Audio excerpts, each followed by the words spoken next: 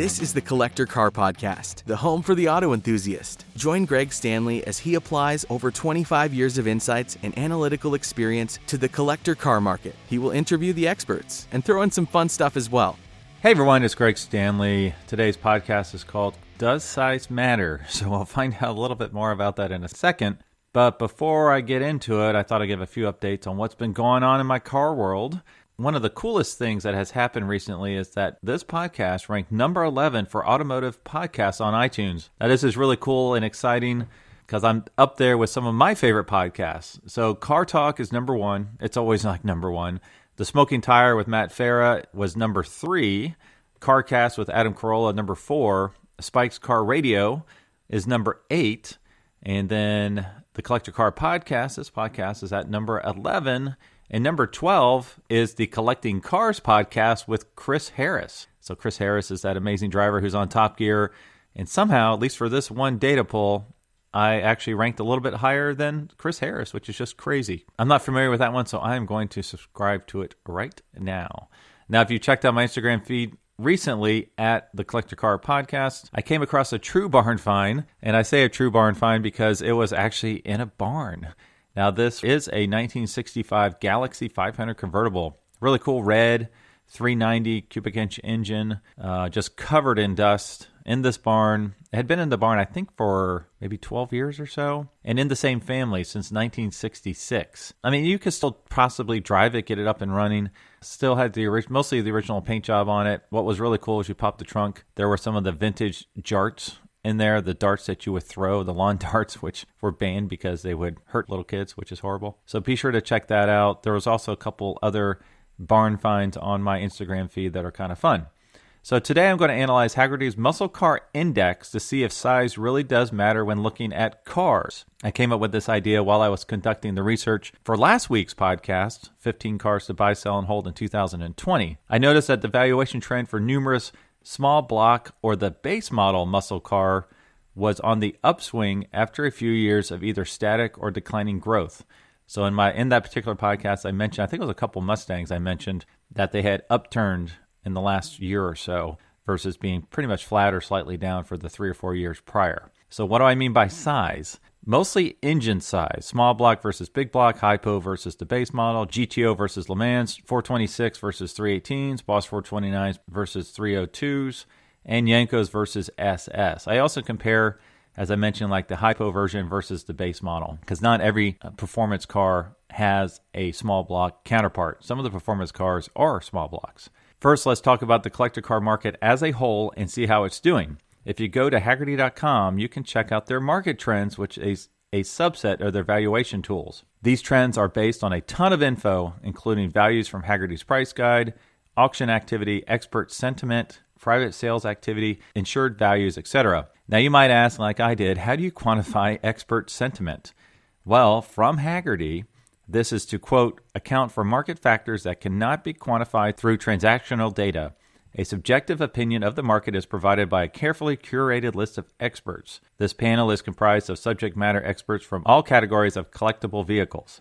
Now, it's done through a market survey where they calculate the average score of the responses using a poll that they give to experts on a 1 to 100 level of confidence in the market. Now, all links to all this information is on my blog at thecollectorcarpodcast.com. So how's the market doing? In a word, so-so. It's just doing so-so.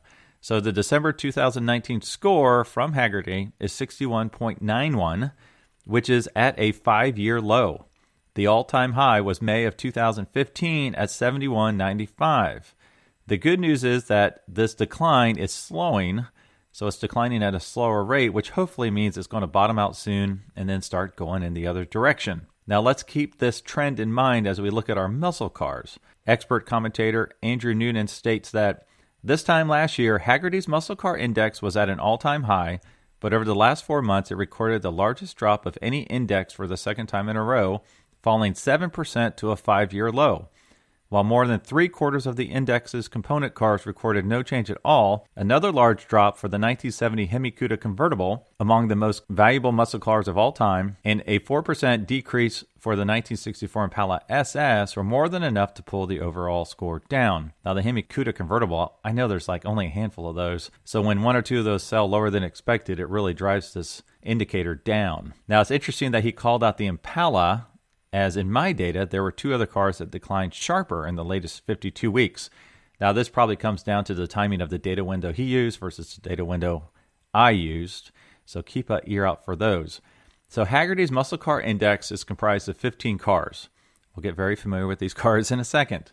A 1970 Plymouth Roadrunner Superbird, a 1965 Pontiac GTO, 1968 Mercury Cougar GTE, a 1968 Chevrolet Camaro Yenko, a 1969 American Motors AMX SS, 1965 Shelby GT350, that's one of the small block cars, 1970 Plymouth Cuda AAR, that's the second small block car, 1968 Shelby GT500 King of the Road, 1970 Chevelle SS 454, 1970 Plymouth Cuda, 1970 Buick GS 455, 1970 Oldsmobile 442 W30, 1969 Dodge Charger 500, 1964 Impala SS, 1969 Ford Mustang Boss 429.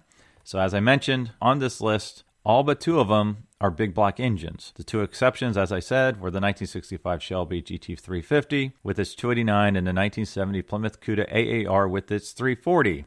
So this made me wonder, what would these results look like if I substituted these cars with their small block or base car for comparison? So that's what I did. Let's review each of these, and I will summarize my findings at the end of the podcast to really find out, does size matter? Is bigger better? So we'll just go down this list and compare the 2. So the first one, the 1970 Plymouth Roadrunner Superbird, that's the one with the 426.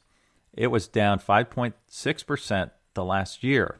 Now looking at the counterpart, a 1970 Plymouth Roadrunner with the 383, so smaller engine, still a big block. That one was actually up 4.2. So we have a 9-point swing just between those 2 cars. The 1965 GTO was flat, and so was its counterpart, the non-GTO, the Le Mans. The 1968 Mercury Cougar GTE was down 0.7, that's the 428 version, and the regular Cougar with the 302 was flat. So there's a little bit of a savings there. The 1968 Chevrolet Camaro Yenko with the 427 was down 12.2% the latest year. The base SS Camaro was flat. The 1969 American Motors AMX SS with the 390 was flat. Its smaller small block counterpart, the 290, was flat as well. The GT350 1965 with the 289 306 horsepower engine was down 1.9. For its counterpart, I took a 1965 Ford Mustang GT Fastback with the Hypo engine, the K-Code car. That one was up 6%, so there's almost an 8% gap there. Now, this is a pretty big one here. As I mentioned, the 1970 Plymouth Cuda AAR, the 340 cubic inch engine car, is down 20%. This is a car I mentioned you should buy in 2020 because it's been getting hammered hard in the marketplace. Now, there wasn't a small block base version of this, so I picked the 1970 Plymouth Barracuda with the 318 cubic inch engine, and that one was flat. So there's a 20-point difference there. The 1968 Shelby GT500 King of the Road was down 2.2%. Its counterpart, the GT350, was actually up 4.7%. The 1970 Chevelle SS454 was down 9.3%. Its counterpart, the Chevelle with the base 350, was flat. So there's almost over a 9% gap. The 1970 Plymouth Cuda convertible, the really rare one, was down 24.5%. Went from $2.65 million down to $2 million. Its counterpart, the convertible with the 383, was only down 1.7%. So we have almost 22 points difference there between the super rare big block and the smaller, lesser performance car.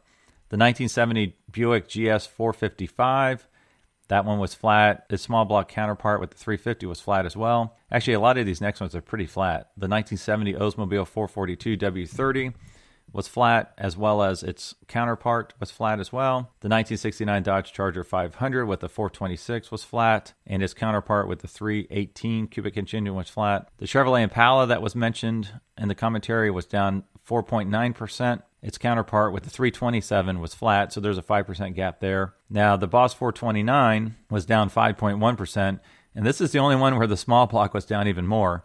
The Boss 302 was down 7.4%.